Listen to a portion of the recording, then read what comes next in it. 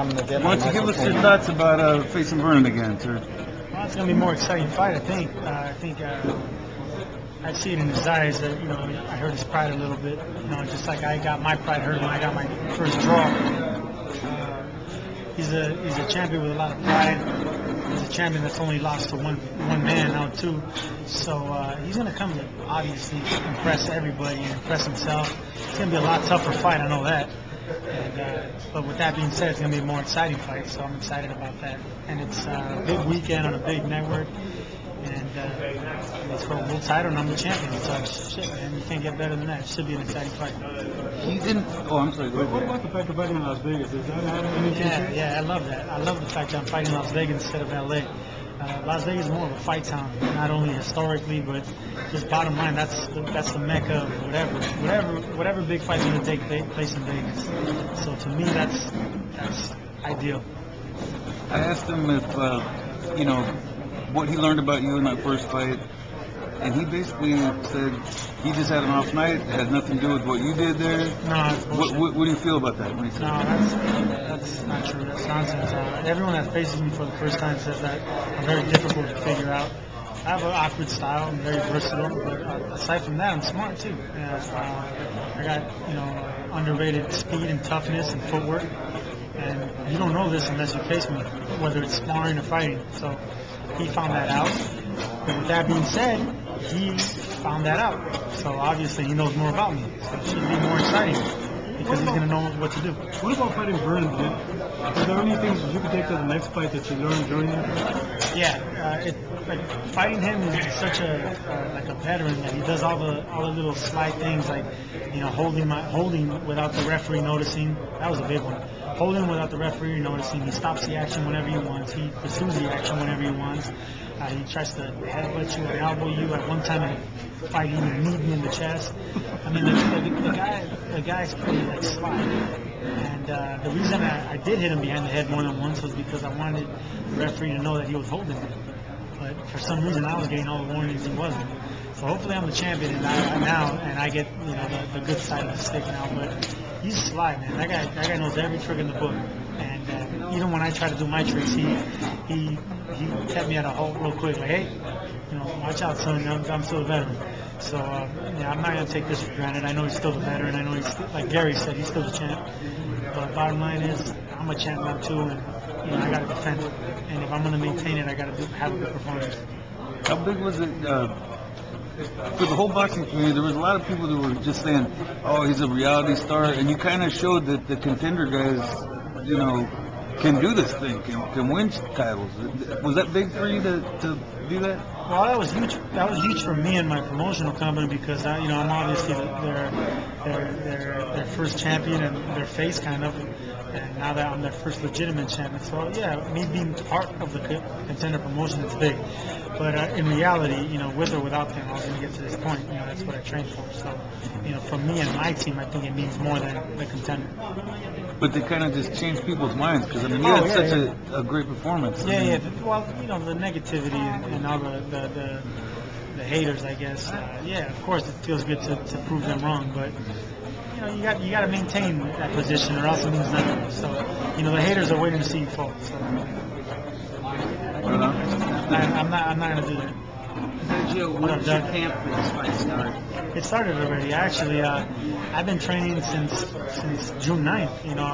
Not every day, but I've been in the gym, 3-4 times a day, running every day. And as far as like my legitimate camp, it started maybe last week.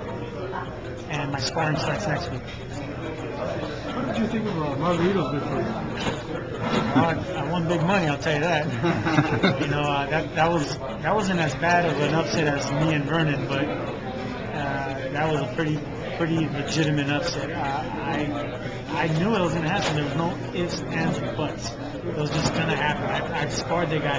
I remember the first time I sparred Margarito was in Oscar De La Hoya's camp in '99, and when I took one look at him, I said, I'm going to kick the shit out of this guy. He went in there, hit me with one uppercut. My nose was bleeding. I was like, damn, who is this? From there to now, I told myself, this guy is like the real deal. And I've been sparring with him ever since. And I have my good days and he has his good days, but that guy's a beast every day. And I knew that he was going to be too much for Kobe. No surprise. And he has the size. I mean, that guy's my size. And he has the size, the chin, the power, the toughness. He has everything that I think I have, man. I just need to prove you guys now. You know, so. Is there anything you're going to do differently in your approach to this fight than you did the first time around? Differently. Maybe more aggressive and throw my right hands more because it seemed like he was always had something in store for me, but that was just part of his veteran slickness. The fact that, although he said he had nothing, he made me think he had something by his moves and by his, his whatever, his experience.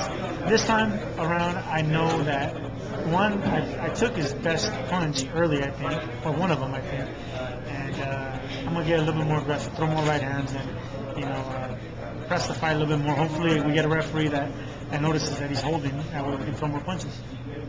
You said that hopefully there's going to be some blood in this fight. Yeah. Talk about that. It's Mexican Independence I Day. don't mind, man. I mean, Mexicans love blood, man. I don't mind bleeding for people. I don't mind, man. I'll be honest with you. As long as I come out winning. Now, if I'm bloody and I'm losing, I'm gonna have a complaint with that. Nah, but our people love a good fight, man. And boxing fans period love a good fight, and I'm willing to give that. I've shown that before. I'm willing to box. I'm willing to fight. And if I'm behind, I'm gonna fight. If I'm cut or lacerated, I'm gonna fight. Whether I'm dropped, I'm gonna get up and win that round. It's just, I'm a tough guy, man. I'm a proof of it. And I know this fight, I'm gonna have to be tough because he's gonna come. It's gonna be a better fight. He was almost saying like he was embarrassed. Yeah, because that's how I felt when I got that draw. I was embarrassed. I know how he feels. He has a lot of pride. I know exactly how he feels. It's a lot of pride, man. When a fighter has that much pride, man, they hate to lose. And for him only losing to two people in a Hall of Fame career, that hurts. And I know he's going to try to win. And I'm not going to allow that. So it should be a great fight for you guys. What about the main event? I mean, this is two great fights on a pay-per-view. Who do you think's going to win? Marquez, Casamaro? I'm pulling for Marquez, but Casamaro is one of those guys that always he comes to winning, and he has a lot of toughness too. Even though he's like more of a boxer than a brawler or a puncher, he has a lot of guts. For a southpaw mover, he has a lot of guts. And Marquez, as a counter puncher, obviously has a lot of guts. So I think that's going to be a great fight. I'm pulling for Marquez, and I think he will win. What about I heard that you went to Oscar De La Hoya's book signing. What happened there? No, I just went over there, and I wanted to see what it was about. And congratulations, get a book, and he congratulated me on the fight with Vernon, and obviously there's been rumblings about him possibly fighting me in December, so I wanted to add to that, slight hype, but we'll see. I mean, right now I just got to concentrate on Vernon and just following his footsteps and fighting September and May, those two big Latin holidays, Mexican holidays. So. Did he give you any encouragement that there might be a fight? No encouragement, but he was actually curious of how hard Vernon hit. He asked me, how hard does Vernon hit?